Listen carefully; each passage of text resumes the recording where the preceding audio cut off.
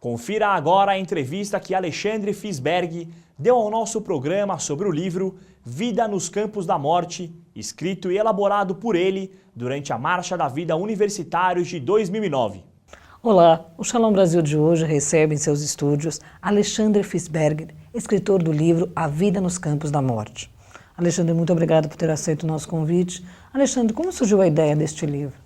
Eu fui ano passado para a Marcha da Vida Universitária, pelo Fundo Comunitário, e eu estava no último ano da faculdade de jornalismo na PUC, e eu estava fazendo meu TCC sobre uma outra coisa, sobre comunicação no terceiro setor, e quando eu voltei da viagem, eu senti que eu precisava de alguma forma escrever ou compartilhar o que eu tinha vivido lá, e aí eu acabei mudando totalmente a ideia do que eu estava escrevendo, me fechei 1 mês e meio, assim, e escrevi um livro-reportagem, como se fosse um diário sobre cada dia que eu estava lá, o que eu senti, as impressões que eu tive, e eu acabei fazendo resenhas de filmes que tratam sobre o Holocausto.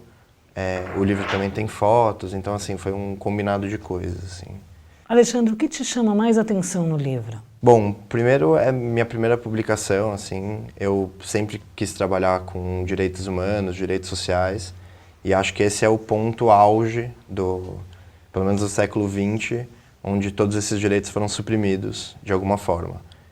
E por ter sido com meu povo, o povo judeu, eu sinto que é a minha primeira contribuição como jornalista para esse campo que eu quero me especializar. Você é muito jovem, né? Você tem 23 anos, foi para a Marcha da Vida. Qual o momento mais impactante para você no livro?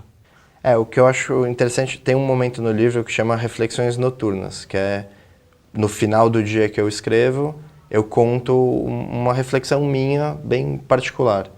E quando eu fui para Auschwitz, eu lembro de ter entrado pela primeira vez na câmara de gás e eu estava construindo, ao mesmo tempo em São Paulo, um estúdio de música para mim, na minha casa.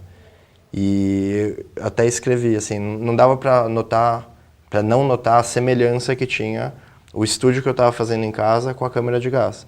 Só que um tinha um fim que era de morte e era um fim de suprimir os direitos das pessoas, e o da minha casa é um outro fim, a ideia de produzir uma coisa bacana, música, cultural. Por quê?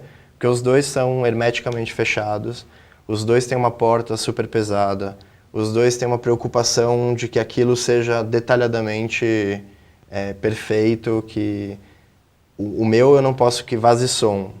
O polonês ali, a câmara de gás, tinha que ser perfeito para que não sobrasse ninguém. Assim, o mesmo cuidado que eu tive para que aquele cômodo fosse super bem feito, eu imagino que em algum momento os planejadores da câmara de gás também tiveram.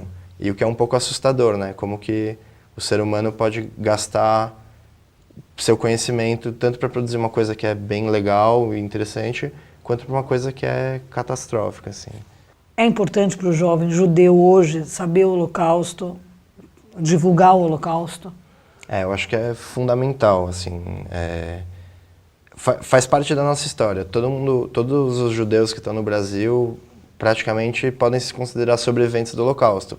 Não diretamente do que aconteceu lá, mas a gente sobreviveu àquilo tudo que passou, né?